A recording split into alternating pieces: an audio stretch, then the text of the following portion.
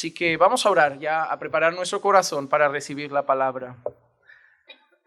Señor, te damos gracias por todo lo que haces en nuestra iglesia local. Gracias por todo lo que haces en nuestras vidas. Por cómo traes, Señor, cada día más almas, Señor, aquí a congregarse junto a nosotros para adorarte, exaltarte y seguir siendo edificados por tu palabra. Señor, tú sabes que tu palabra para nosotros es el fundamento de la iglesia, que tu palabra para nosotros es el fundamento de nuestra congregación. Y hoy queremos, Señor, que tu palabra vuelva a alimentar nuestras vidas, que tu palabra vuelva a ser plantada en nuestros corazones. Así que háblanos, Señor, a través de tu palabra y que Cristo sea exaltado en medio de este mensaje. Te lo pido en el nombre de Jesús. Amén. Amén. Y ahora sí vamos a ir a la palabra y vamos a empezar con una lectura extensa. Primera de Samuel, capítulo 4 y el versículo 1 al 11. Hoy vamos a trabajar ese capítulo.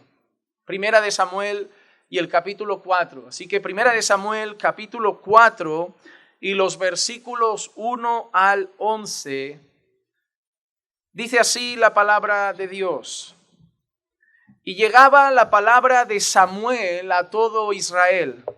Y salió Israel para enfrentarse en batalla con los filisteos y acampó junto a Ebenezer, mientras que los filisteos habían acampado en Afec. Los filisteos se pusieron en orden de batalla para enfrentarse a Israel. Entablado el combate, Israel fue derrotado delante de los filisteos, quienes mataron como a 4,000 hombres en el campo de batalla. Cuando el pueblo volvió al campamento, los ancianos de Israel dijeron: ¿por qué nos ha derrotado hoy el Señor delante de los filisteos? Tomemos con nosotros de Silo el arca del pacto del Señor, para que vaya en medio de nosotros y nos libre del poder de nuestros enemigos. Y el pueblo envió a Silo, y trajeron de allí el arca del pacto del Señor de los ejércitos, que está sobre los querubines. Y los 2 hijos de Elí, Ofni y Finés, estaban allí con el arca del pacto de Dios. Y aconteció que cuando el arca del pacto del Señor entró al campamento, todo Israel gritó con voz tan fuerte que la tierra vibró. Al oír los filisteos el ruido del clamor, dijeron: ¿qué significa el ruido de este gran clamor en el campamento de los hebreos? Entonces comprendieron que el arca del Señor había llegado al campamento. Y los filisteos tuvieron temor, pues dijeron: Dios ha venido al campamento. Y añadieron: ¡ay de nosotros! Porque nada como esto ha sucedido antes. ¡Ay de nosotros! ¿Quién nos librará de la mano de estos dioses poderosos? Estos son los dioses que hirieron a los egipcios en el desierto con toda clase de plagas. Cobrad ánimo y sed hombres, oh filisteos, para que no lleguéis a ser esclavos de los hebreos como ellos han sido esclavos de vosotros. Sed hombres, pues, y pelead. Y pelearon los filisteos. Israel fue derrotado y cada cual huyó a su tienda. La mortandad fue muy grande, pues de Israel cayeron 30,000 soldados de a pie. El arca de Dios fue capturada y murieron los 2 hijos de Elí, Ofni y Finés. No es la primera vez que en la Biblia vemos un conflicto, una batalla entre Israel y otros pueblos. Y en este caso vemos la batalla entre Israel y el pueblo filisteo. Un pueblo que en más de una ocasión vemos cómo ha llevado también cautivo a otras naciones, incluido el pueblo de Dios, que en alguna ocasión había sido llevado cautivo, esclavizado por esta gente, por esta nación. Una nación pagana. Una nación que no respeta a Dios. Una nación que aborrece a Dios. Una nación que adora a falsos dioses. Una nación movida por el libertinaje, la codicia, la maldad. una nación invasora, una nación llena de odio, una nación amante de la sangre. Así que cualquiera podría pensar, si el pueblo de Dios va a luchar contra los filisteos, ahora va a pasar lo mismo que David con Goliat, que van a ganar, porque es el pueblo de Dios. ¿Por qué? Porque Dios los va a respaldar, porque Dios los va a ayudar. Van a ir a la batalla y allí vencerán, y allí prevalecerán, y ahí el Señor les dará victoria. Y ahí ganarán a sus enemigos, porque ellos son el pueblo de Dios y ellos son una nación pagana, son malvados, son enemigos de Dios, enemigos de su pueblo. Son gente que ama el pecado, que ama la iniquidad. Así que claramente sabemos cómo va a acabar esta historia. Israel va a vencer. E Israel sale para enfrentarse a los filisteos a un lugar en concreto, junto a Ebenezer. Ebenezer lo vemos como piedra de ayuda, roca de socorro, un lugar relacionado con la ayuda de Dios, un lugar relacionado con el socorro de Dios. No es cualquier sitio. ¿Dónde van a enfrentarse a los enemigos? ¿Dónde van a enfrentarse a los filisteos? Al lugar donde esperan el socorro de Dios, al lugar donde esperan la ayuda de Dios, al lugar donde esperan que Dios les dé victoria. Sin embargo, cuando llegan al combate, no gana quien esperamos que gane. No gana el pueblo que pensábamos que iba a ganar, sino que 4,000 hombres mueren en el campo de batalla. E Israel sale por la puerta de atrás derrotado. Israel sale y escapa después de perder a 4,000 soldados. Israel había ido a luchar al lugar donde esperaban el apoyo de Dios, a Ebenezer, al lugar de la roca de auxilio. Y en lugar de vencer ante una nación pagana, mueren 4,000 hombres y tienen que irse por la puerta de atrás para que no mueran más. Tienen que salir corriendo, tienen que salir huyendo. ¿Dónde está Dios? ¿Dónde está el Dios del pueblo? ¿Dónde está el Dios de Israel? Y ahí se levanta una pregunta curiosa. ¿Por qué nos ha derrotado hoy el Señor delante de los filisteos? No preguntan por qué nos han ganado los filisteos. No pregunta por qué nos han derrotado los filisteos. Pregunta por qué nos ha derrotado el Señor delante de los filisteos. Israel sabe, el pueblo sabe que cuando han vencido no han sido ellos, ha sido el Señor. Y saben que si han perdido no han sido los enemigos, ha sido el Señor. Israel sabe que ya ha vencido otras guerras, siendo un ejército menos numeroso, teniendo peores soldados, teniendo menos recursos, pero han vencido. Como cuando nosotros vemos a David con Goliat. Él no va con fuerza, no va con ejército, no va con espada, no va con jabalinas. Él va en el poderoso nombre del Señor de los ejércitos. La confianza de Israel no estaba en su armamento. La confianza de Israel no estaba en sus caballos. La confianza de Israel no estaba en su poder militar. La confianza de Israel no estaba en que tenían los mejores estrategas. La confianza de Israel siempre ha estado en el mismo lugar, en el Señor. Cuando nosotros en esta vida que vivimos tenemos algún logro, alguna conquista, nosotros sabemos que no es nuestra, sabemos que es del Señor.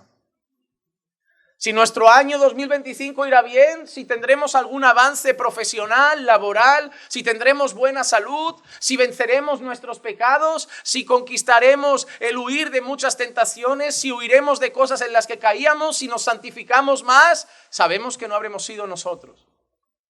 Habrá sido Dios en nosotros y le daremos a Él la gloria. Pero a pesar de que la confianza de Israel siempre había estado en el Señor y seguramente salieron a la batalla confiados de Dios nos volverá a dar victoria, de repente están mirando alrededor. E imagínate eso, un ejército que sale a ganar y empieza a ver a gente matar. espadas degollando a sus soldados, uno cae aquí, otro cae aquí, y empiezan a ver, dice, ¿cuántos están muriendo? Si es que no estamos aguantando nada, ¿qué está pasando? Y salen corriendo, hacen un recuento, han perdido 4,000 soldados, y la pregunta es, ¿por qué nos derrotó el Señor? Ellos estarían pensando, estas batallas las hemos ganado antes. Esto ya lo hemos vencido antes, esta guerra ya la hemos luchado, ya hemos ganado. Pensamos que iba a pasar lo de siempre, que Dios nos iba a respaldar y nos iba a dar victoria y vamos a volver con el himno de victoria cantando, pero volvemos con 4,000 bajas. Y no han sido los filisteos, ha sido el Señor. Así que algo le habían hecho al Señor. Algo le habían hecho al Señor. Porque ellos entendían que Dios no ha estado con ellos, que Dios los ha dejado solos en la batalla. Es más, que Dios ha mostrado apoyo a los filisteos. Que Dios ha torcido por los filisteos. Que Dios ha estado respaldando a los filisteos. No es simplemente que ellos piensen que Dios se ha quedado a manos cruzadas viendo ver qué pasa. Ellos piensan que Dios ha ayudado a los filisteos. Y no es la primera vez que Dios hace esas cosas. El libro de Habacuc nos muestra cómo Dios usa una nación pagana para castigar a su pueblo. Y Dios le dice a través de Habacuc a su pueblo, voy a tomar a esa nación pagana, sangrienta, malvada, llena de odio, y la voy a usar como un látigo contra vosotros, y luego ya los juzgaré por su propia maldad. No es la primera vez que Dios soberanamente usa a un pueblo pagano para tratar con su pueblo. Dios puede poner a un presidente pagano en el gobierno. Dios puede poner a un tirano en una nación para tratar con una nación. Dios quita reyes, dice la Escritura. Una vez alguien me dijo, ¿por qué Dios no permite que alguien gobierne con justicia? Y le dije, por dos cosas. Y podríamos profundizar más, pero te voy a decir dos. La primera, porque no hay gente justa. Gobierne quien gobierne, no habrá un justo gobernando. La segunda, porque nadie merece un juez justo. Tenemos los gobernadores que cada nación merece. Es decir, un país, pongamos Venezuela, España, por ejemplo España.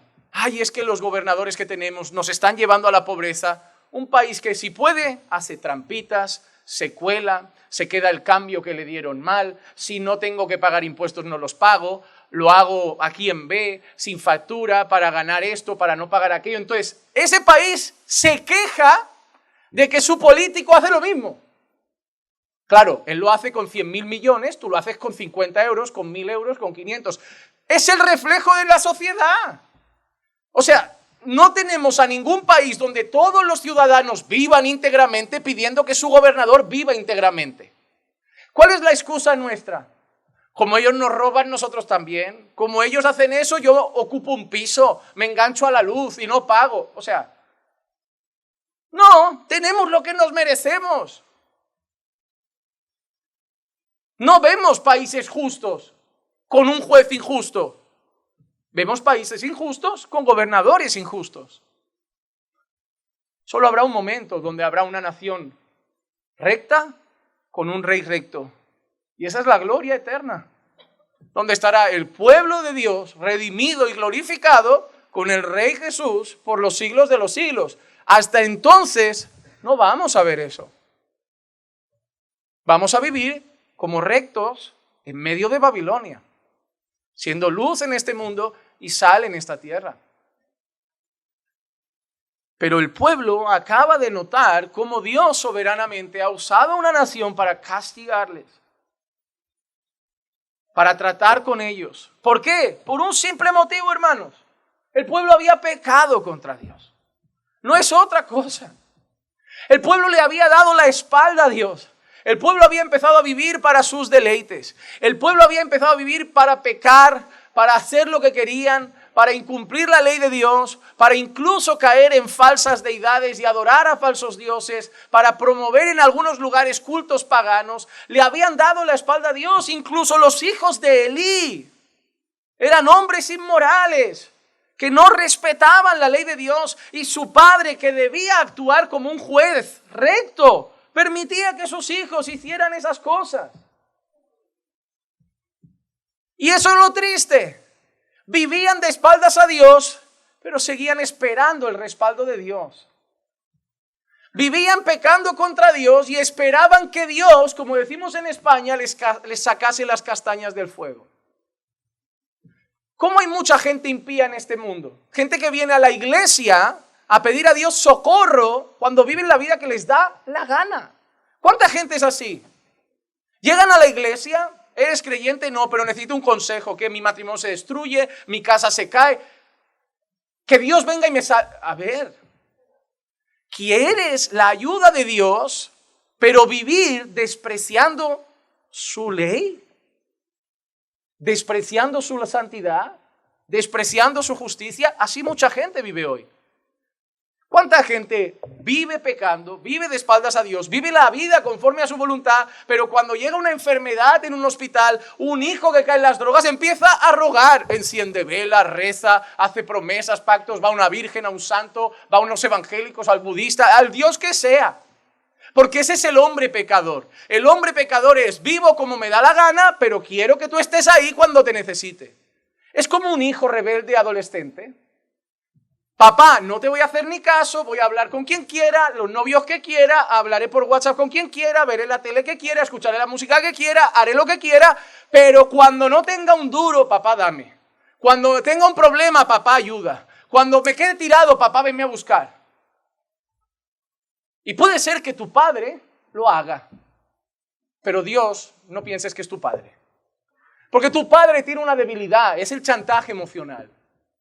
Tiene un corazón frágil, sobre todo mamá quizá. Entonces con un poco de chantaje y pena, mamá se viene abajo y acaba yendo. Pero Dios no es tu mamá. Dios no tiene un corazón delicado al que se le puede decir, como esa gente: si no haces esto, dejo la iglesia. Ábranle la puerta de par en par. ¿Me vas a venir tú a mí a hacer chantaje? Si haces eso te serviré. Pues ahora no. ¿Cómo que si haces esto te serviré? Si haces esto te daré la vida. Me la tienes que dar.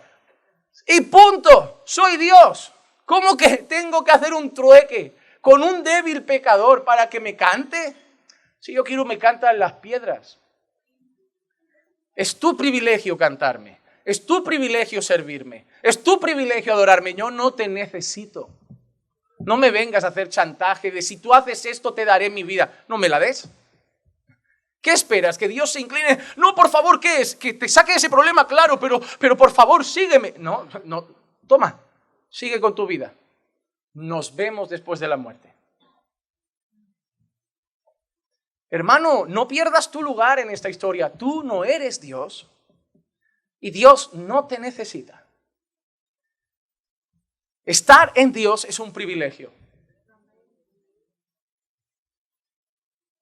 Y este pueblo llegó a pensar que podían vivir como querían y contar con el favor de Dios, del Dios santo, del Dios justo, del Dios que en la ley, en Deuteronomio, les había dejado claro. Por ejemplo, todas estas bendiciones tendréis si obedecéis mi palabra: mujeres fértiles, campos abundantes, victoria ante los enemigos. Pero el mismo capítulo que habla, y lo pueden buscar en Deuteronomio, el mismo capítulo que habla de las bendiciones por la obediencia, sigue con las maldiciones por la desobediencia. Pero si no hacéis esto, sequía, hambre, enfermedad y derrota ante los enemigos. Ellos sabían lo que Dios había dicho, pero a veces es como Eva en Génesis. Sabía lo que Dios ha dicho, pero ¿será que lo va a cumplir? Yo como, tampoco me he muerto, que coma también Adán. Así también hay mucha gente hoy. Va por ahí la iglesia diciendo que Dios castiga el pecado, pero mira qué vida tengo y sigo con trabajo y salud. Es más, hay algunos creyentes de la iglesia que están desempleados y algunos por ahí con gente enferma en su familia. ¿Me vas a decir que Dios castiga? Solo te doy un consejo: no sigas abusando de un atributo de Dios que se llama longanimidad. Paciencia. Dios es lento para la ira, pero Dios no te está sonriendo. Dios solo está dándote un día más para ver si cambias la actitud, porque Él tiene el arco tensado, apuntando a la diana de tu vida, esperando un día más. Sigue. Pero el día que Dios suelte el arco, no habrá vuelta atrás. Y horrenda cosa es caer en las manos de un Dios airado. Que nadie piense que llegará el día del juicio y dirá, bueno, hoy perdóname. No. Buscad a Dios mientras puede ser hallado. Ese día no hay vuelta atrás. Ese día es juicio, no debate. Juicio. La sentencia ya estará dictada. Hoy es paciencia. Hoy es bondad, misericordia y paciencia. Ese día es juicio justo. Mucha gente de este pueblo pasaba lo mismo.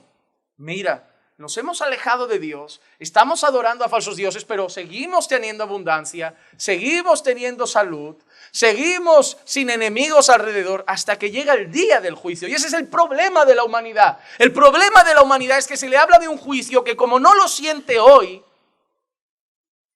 Eso me pasó a mí hace unos años con multas de tráfico. Hace años yo trabajaba en San Cugat y había un radar.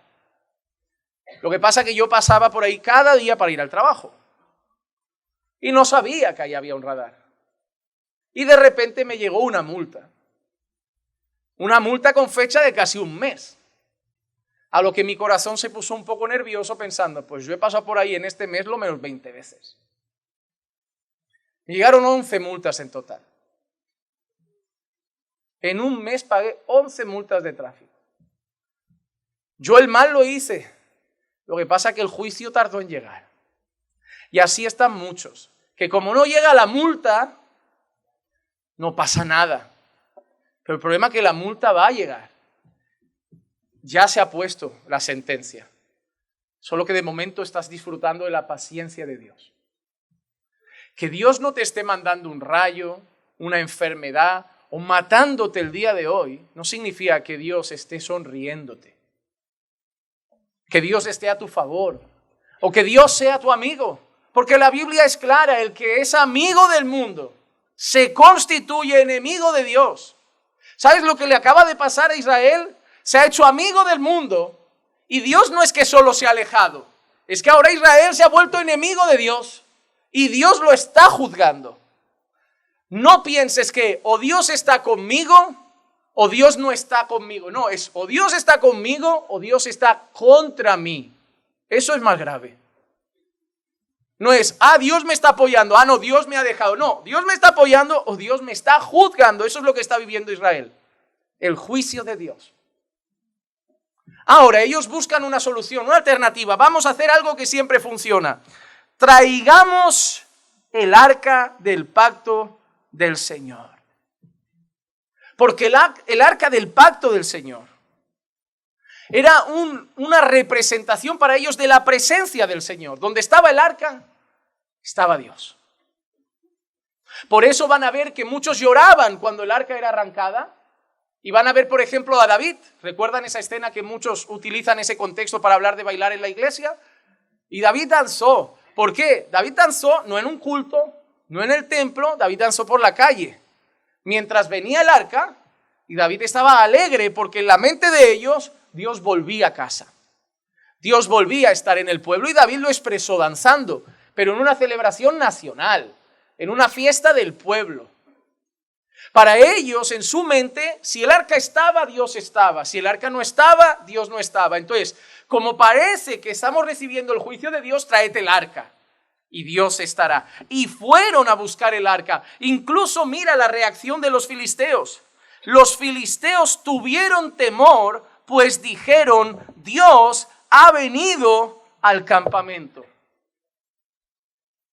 ¡Ay de nosotros!, decían los filisteos. ¡Ay de nosotros! Porque cuando vieron llegar el arca, ellos pensaron, ahora sí estamos perdidos, porque ahora sí Dios ha venido al campamento. Incluso ellos muestran que son paganos de esta manera.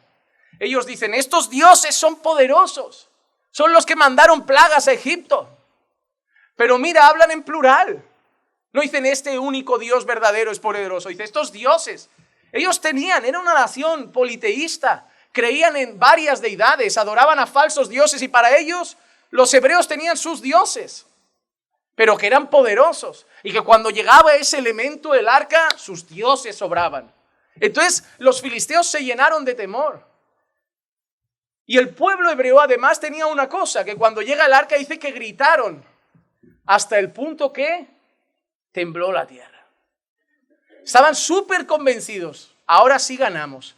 Y estaban tan convencidos que gritaron tan fuerte que hasta la tierra tembló. Llegó el arca, llegó Dios. Ahora sí vamos a gritar y esto es como cuando caen los muros de Jericó. ¿Y qué pasa con los filisteos? Se llenan de temor. Solo que en vez de recular, en vez de irse atrás, en vez de huir, los filisteos dicen, vamos a ser hombres, vamos a luchar, vamos a batallar. Y posiblemente quien puso eso en el corazón de Dios, porque se llenaron de temor, y seguramente quien puso en su corazón a pesar del temor, sed hombres y luchad, ¿quién fue? Fue Dios. Porque cuando escuchan el grito y ven el arca llegar, ¿qué pasa en el corazón de los filisteos? ¡Corran! ¡Corran! Que ha llegado Dios. ¿Qué es este grito? ¿Qué es este temblor? ¿Qué es esto? El arca. Uf. Pero algo pasa en su corazón que dice, no, vamos a la batalla, a pesar de que está el arca, a pesar de que tembló la tierra. Seamos hombres, se llenaron de temor, pero justo después se llenaron de coraje. Hermanos, parece que actúan como el pueblo de Dios cuando vienen enemigos, ¿no? Cuando venía un enemigo grande y el pueblo de Dios tenía temor y el Señor ponía en su corazón, sed valientes, que yo voy con vosotros, y se levantaban y vencían, pero la historia pasaba al revés. El Señor está a favor de los enemigos. Así que salen, se envalentonan y casualmente en la pelea mueren, ¿cuántos? 30,000 soldados junto con los hijos de Elí, con Ofni y Finés. Porque el arca estaba, pero Dios no. Eso es como esa gente que cree que si tienen el Salmo 91 abierto en la entrada de casa está Dios.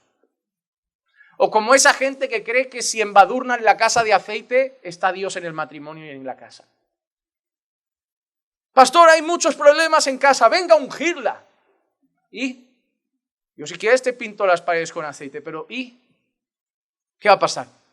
No, pues saldrán los espíritus. Mira, yo el curso de exorcista no lo tengo.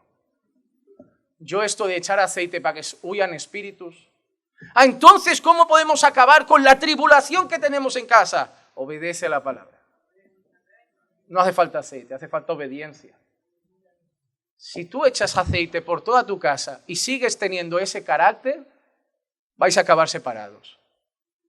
Si tú le echas aceite a tu marido, a tu mujer, a los niños y seguís viviendo así, va a acabar esa familia rota. El aceite no une una casa.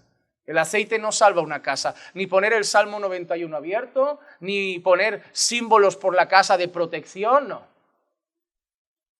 Si el Señor no edifica la casa, en vano trabajan los que la edifican. No necesitáis la Biblia abierta en el Salmo 91, necesitáis la Biblia vivida.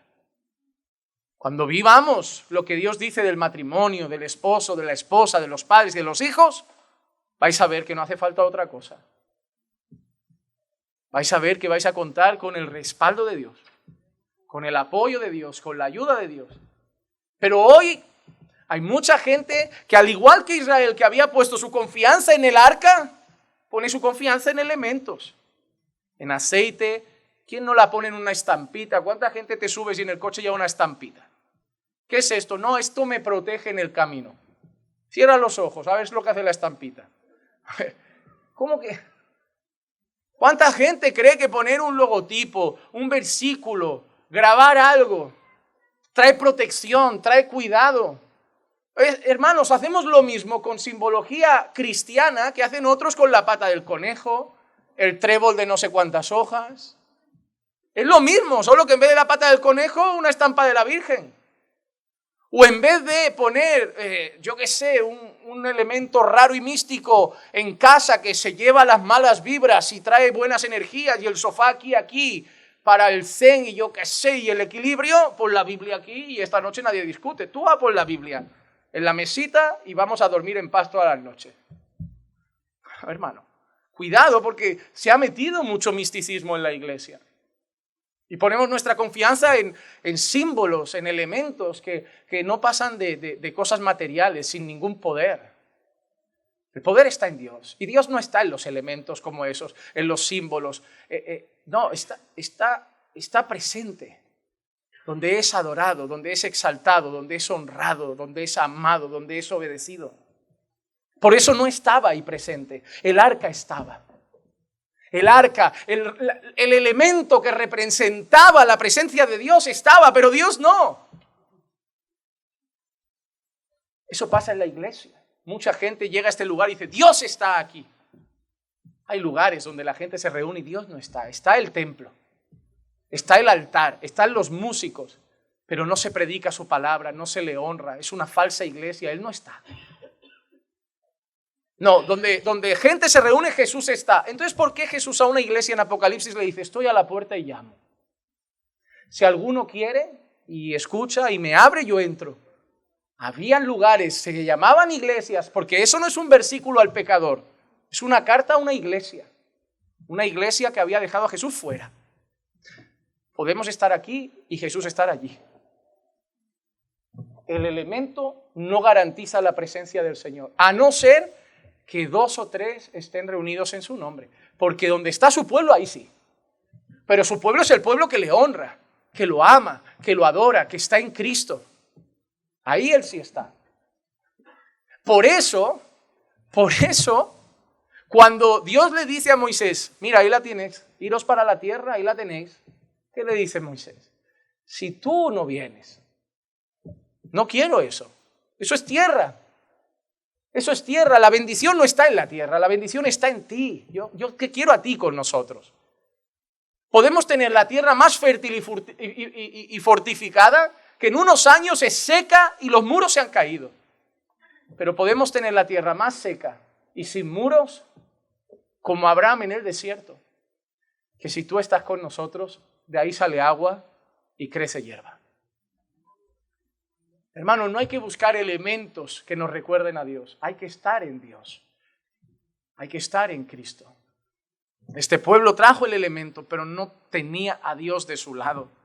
Y lo peor es eso, que en lugar de arrepentirse, decir, esto nos pasa por pecar, esto nos pasa por haber ofendido a Dios, ellos se enfadan. ¿Por qué Dios hace esto? Es como el ateo que te viene y te dice, si Dios es bueno, ¿por qué hay muertes? Dios no mata, los matáis vosotros, los violáis vosotros, traficáis con droga vosotros y encima os enfadáis con Dios. O sea, son los hombres los corruptos, los hombres los que roban, los hombres los que trafican, los hombres los que secuestran y os enfadáis con Dios. Así estaba Israel. Ellos han pecado, ellos han desobedecido y cuando empiezan a perder, Dios, ¿por qué? ¿Por qué nos has hecho esto? Porque eso es lo que pasa. Mira lo que dice Proverbios 19:3. La insensatez del hombre pervierte su camino y su corazón se irrita contra el Señor. ¿Sabes lo que le pasa al hombre impío? Se enfada con Dios. ¿Por qué pasan estas cosas? ¿Por qué me sucede esto? Si realmente hubiera un Dios, tú mereces morir y tú mereces el infierno. Pero el pecador se queda tan ciego que se enfada con Dios. Eso es lo que le había pasado a Israel. Se enfada con Dios. Se enfada con Dios. Mira lo que dice James Montgomery Boyce. Me gusta esa frase. Cuando los individuos se rebelan contra Dios, no alcanzan libertad, sino que caen en esclavitud. Porque la rebelión es pecado y el pecado es tirano. Por eso la Biblia dice, el que peca se vuelve esclavo de su pecado. Israel se había vuelto esclavo de su pecado hasta el punto que se enfada con Dios. Y aquí hay gente que a veces le pasa algo y creen que porque van al culto, porque son creyentes y ya cantan alabanzas, ya tienen derecho a protestar a Dios. ¿De qué vale servirte? ¿De qué vale haberte dado? Mira, yo un día se me pasa por la cabeza decirle al Señor, ¿y de qué vale haber predicado y pastor? Vete, no te quiero más allí. Si eso es lo que sientes, lárgate. No te quiero más en ese púlpito, no te quiero más en esa iglesia, no cantes nunca más. No leas la Biblia nunca más, no ores nunca más. Así te sientes así. lárgate. Yo nunca quiero expresar eso a Dios. Merezco el infierno y lo sigo mereciendo, solo tengo gracia sobre mí. Soy lo que soy por la gracia de Dios. ¿Cómo voy a ir ahora? Ahora que me porto bien. Qué bien, Juanma, si sigues orando para matar ese orgullo, si sigues orando para matar ese carácter, si sigues pecando aunque digas que me amas. ¡Qué bien! Bien Jesús, que lo hizo todo perfecto. Tú peor que los de fuera. ¿Cómo que yo peor? Yo he cambiado. Ellos no me conocen, tú me conoces y conociéndome haces las cosas mal. Peor tú. Sobre ti tendría que traer más juicio porque te he revelado más. ¿Con qué cara vas a venir a protestar? No olvides nunca de dónde te saqué y sigue dando gracias. Y si caes te arrepientes. Y si te pasa cualquier cosa, recuerda que todo es mínimo comparado al infierno que mereces. Eso no quiero que nunca salga de mi corazón, para nunca tener protestas contra el Señor. Me mantiene con los pies en el suelo recordar lo que merezco cada día y que recibo mucha gracia. Ahora, ¿cómo sigue nuestra historia? Nace un hijo. Después de esta guerra, nace un hijo. Primera de Samuel capítulo 4, versículos 19 al 22, dice: y su nuera, la nuera de Elí, la mujer de Finés, estaba encinta y a punto de dar a luz. Y al oír la noticia que el arca de Dios había sido tomada y que su suegro y su marido habían muerto, Elí ha muerto también. Dice, se arrodilló y dio a luz porque le sobrevinieron los dolores. Al tiempo que moría, las mujeres que estaban junto a ella le dijeron: no temas, porque has dado a luz un hijo. Pero ella no respondió ni prestó atención. Y llamó al niño Icabod, que significa: se ha ido la gloria de Israel, por haber sido tomada el arca de Dios y por la muerte de su suegro y de su marido. Y dijo: se ha ido la gloria de Israel porque el arca de Dios ha sido tomada. Nace un hijo. Y en aquellos tiempos era muy común que los niños tuvieran un nombre vinculado a alguna situación, a algo que había pasado. ¿Recuerdan, por ejemplo, el libro de Oseas, los hijos que tenía la mujer? Cada hijo tenía un significado profético. Ahora nace un hijo en un momento trágico, en un momento de desesperación, en un momento de muerte, de sangre, una mujer muriendo en un parto. Y finalmente solo proclama el nombre del niño, Icabod. Se ha ido la gloria de Dios. Dios ya no está más con nosotros. Dios se ha ido de Israel. Dios ya no está más con su pueblo. Por un solo motivo, hermano. Por un solo motivo. Porque Israel había pecado. Porque, hermano, solo hay una cosa que nos separa de Dios. Solo una. Isaías 59, versículos 1 y 2 dice: he aquí, no se ha cortado la mano del Señor para salvar, ni se ha endurecido su oído para oír, pero vuestras iniquidades han hecho separación entre vosotros y vuestro Dios, y vuestros pecados le han hecho esconder su rostro de vosotros para no escucharos. A mí me hace mucha gracia que yo escucho a personas decirle a todo el mundo: Dios escucha todas las oraciones. Mentira del diablo. Mentira de Satanás. Multitud de oraciones Dios no escucha. Se quedan ahí. No, la Biblia dice que Dios escucha. El justo clama y Dios oye. Tú vas a ver incluso advertencias a los maridos, donde dice: cuidado cómo tratas a tu esposa, no sea que tus oraciones sean estorbadas.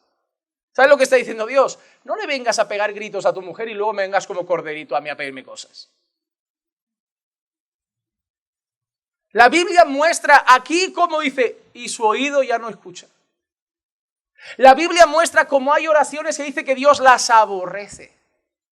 Así que no, amado hermano, Dios no escucha todas las oraciones. Lo que sí que Dios escucha es un corazón contrito y humillado. Pero aquí no vemos gente contrita y humillada. Eso sí, por eso la Biblia dice que si el pueblo que tiene mi nombre, ese pueblo que dice ser mi pueblo, se arrepiente, se vuelve de sus malos caminos, yo entonces sí oiré y vendré y perdonaré sus pecados y sanaré su tierra, pero primero un corazón contrito y humillado.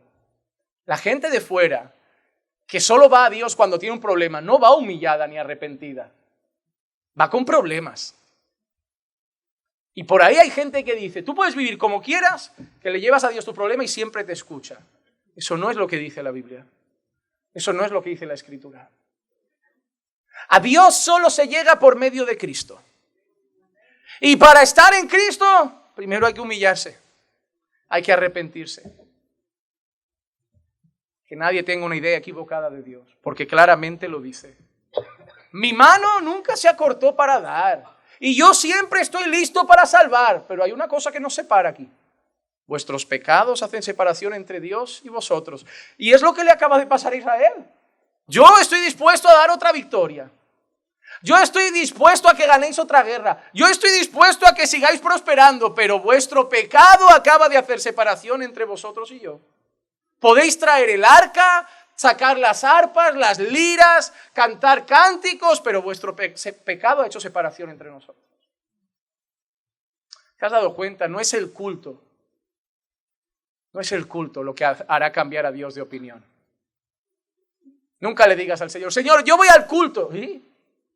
Y puedes ir al culto cada semana y no estar conmigo. Puedes ir al culto, puedes cantar y no estar conmigo, leer la Biblia y no estar conmigo, puedes escuchar sermones y no estar conmigo, ir al domingo a la iglesia y no estar conmigo. Yo no quiero saber cuántos cultos vas, yo quiero saber cómo vives cuando no hay culto.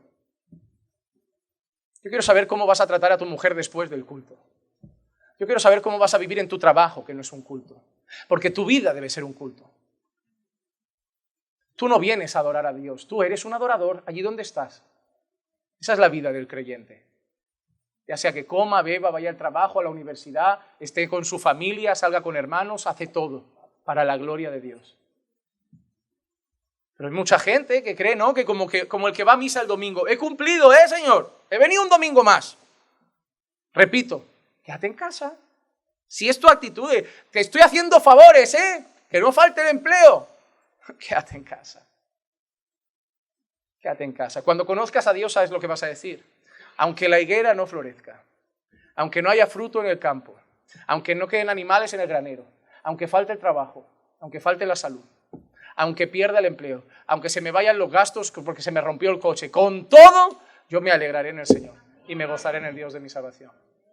Porque yo no le adoro por lo que me da, lo adoro porque Él ya me ha dado lo más importante, me ha dado a Cristo.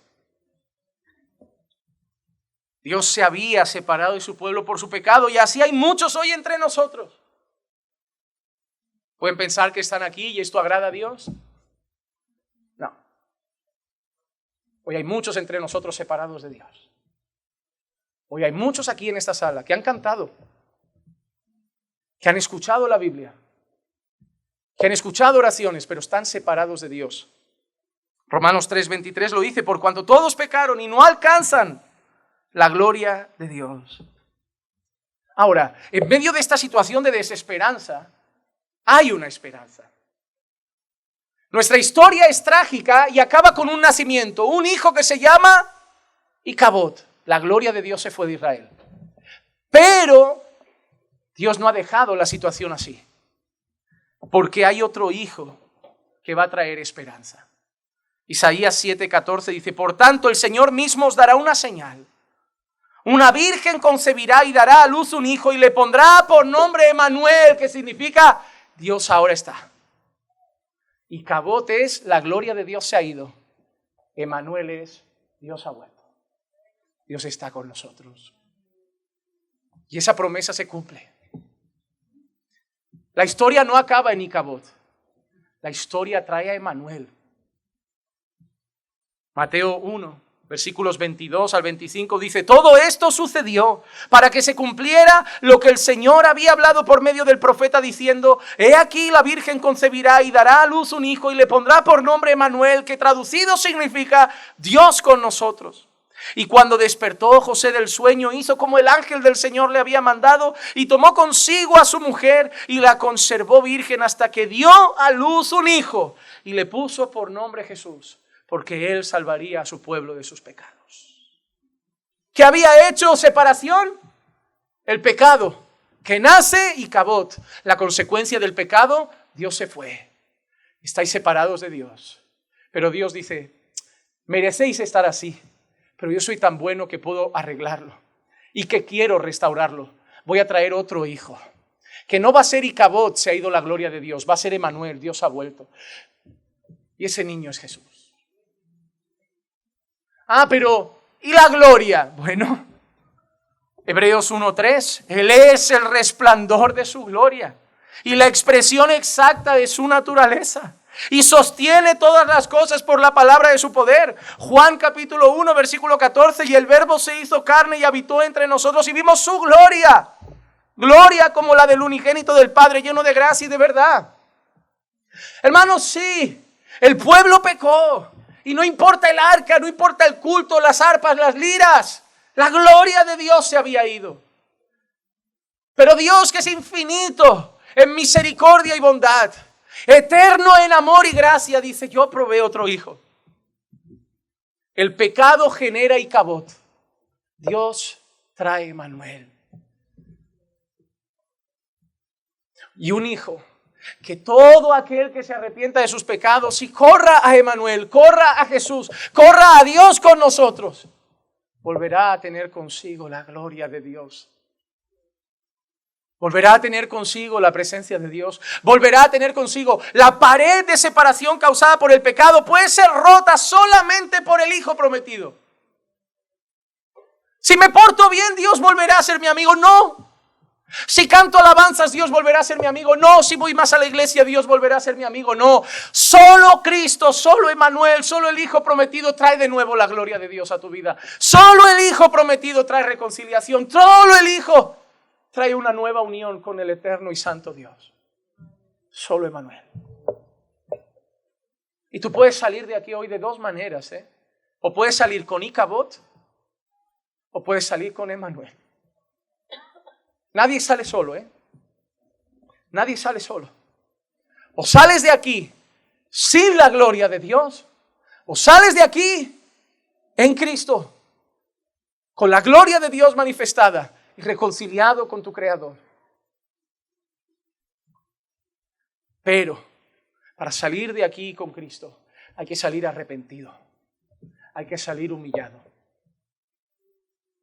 Porque si estás aquí sin Cristo, debes recordar que eres un pecador, que todo lo que tienes en tu vida mereces eso y peor, mereces el infierno.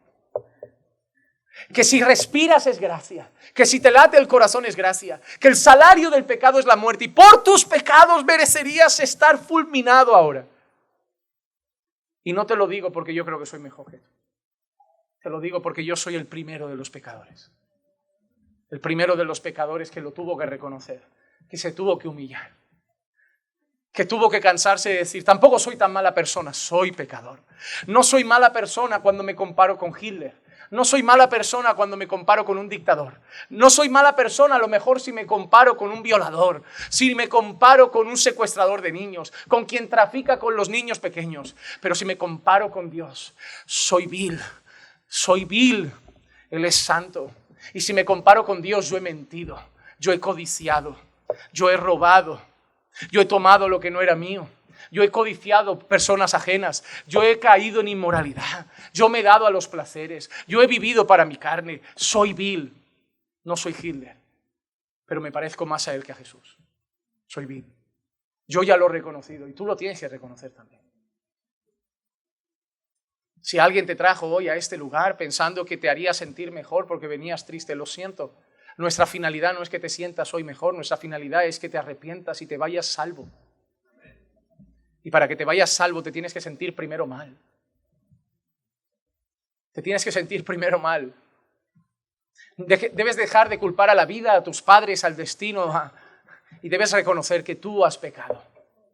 Y debes reconocer que has pecado contra Dios.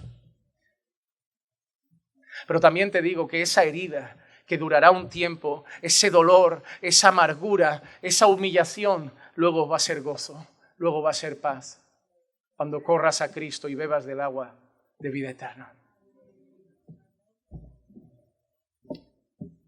¿Y saben qué nos espera a nosotros, aquellos que hemos creído en Jesús?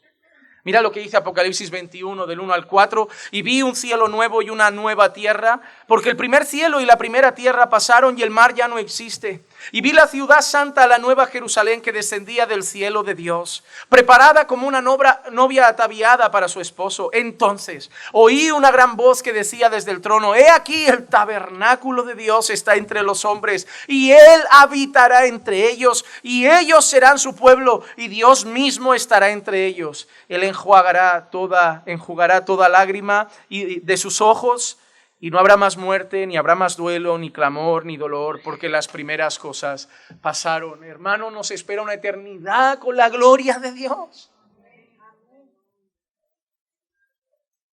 El hombre fue formado con la gloria de Dios presente. Adán pecó y el hombre fue separado del Creador. Y todos los que hemos pecado, que somos todos, fuimos destituidos de su gloria. Pero Dios manda a su Hijo para que todo aquel que en Él cree tenga esa relación restaurada y vuelva a recuperar esa relación hasta que llegue la eternidad, donde experimentemos lo que Adán tenía, esa perfecta relación con el Creador.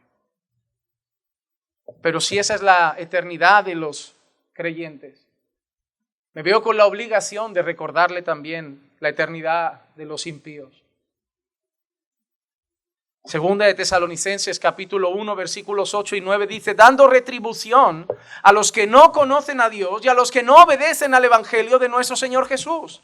Estos sufrirán el castigo de eterna destrucción. Estos sí, excluidos de la presencia del Señor y de la gloria de su poder. O vamos a tener la gloria eterna con nosotros, o vas a estar excluido de su gloria para siempre y condenado por toda la eternidad. ¿Sales de aquí con la gloria de Dios en Cristo, o sales de aquí excluido de la gloria de Dios por tus propios pecados? Por eso traigo este mensaje. Un mensaje que cada vez es menos común en las iglesias. Iglesias que están más preocupadas de que todo el mundo salga bien, contento, alegre, motivado para crecer, triunfar y comerse el mundo. Pero no tienen ninguna pena de ver gente que sigue saliendo semana tras semana hacia el infierno y no sienten pesar en su corazón. Sí, hay gloria para los que están en Cristo, pero hay condenación para los que están sin Él, y eso hay que seguir proclamándolo, porque todavía pueden ser reconciliados. Y ese es el mensaje que proclamamos. Un llamado a reconciliarse con Dios. Segunda de Corintios 5, 18 y 19 dice: y todo esto procede de Dios, quien nos reconcilió consigo mismo por medio de Cristo. No de un pastor, no de una iglesia, de Cristo. Y nos dio el ministerio de la reconciliación. Ese es todo, hermano, todo creyente tiene ese ministerio. Pastor, quiero saber cuál es el ministerio que Dios tiene para mi vida. El de la reconciliación. Grítale al mundo: reconciliaos con Dios. Es ese. Ese lo tenemos todos. A saber que Dios estaba en Cristo reconciliando al mundo consigo mismo, no tomando en cuenta a los hombres sus transgresiones, y nos ha encomendado a nosotros la palabra de la reconciliación. Y esa es la que hoy te traigo. Reconcíliate con Dios.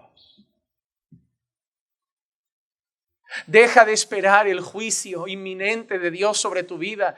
Yo no quiero que llegue ese juicio y te acuerdes de mí. Prefiero que llegues a la gloria y te acuerdes de mí. Prefiero que me encuentres por esas calles eternas y me digas: gracias. Gracias, porque solo escuchaba flores, pero un día me confrontaste y ese día Dios me quebró. Gracias. Yo quiero eso. Yo no te quiero condenado y gritando: por favor, ¿por qué no escuché? Era verdad. Yo no te puedo dar fe para creer. Eso es una cosa que solo Dios puede hacer. pero yo tengo el deber de traer ese mensaje a tus oídos. Yo siembro, otros riegan, el fruto es de Dios. Pero yo tengo que decirte hoy, arrepiéntete de tus pecados. Y a la iglesia tengo que decirle dos cosas. La primera, no olvides esto, para saber que merecías Icabod, pero tienes a Cristo. Por gracia, por gracia. A la iglesia también le digo, lleva ese mensaje ahí fuera. Lleva ese mensaje a tu trabajo.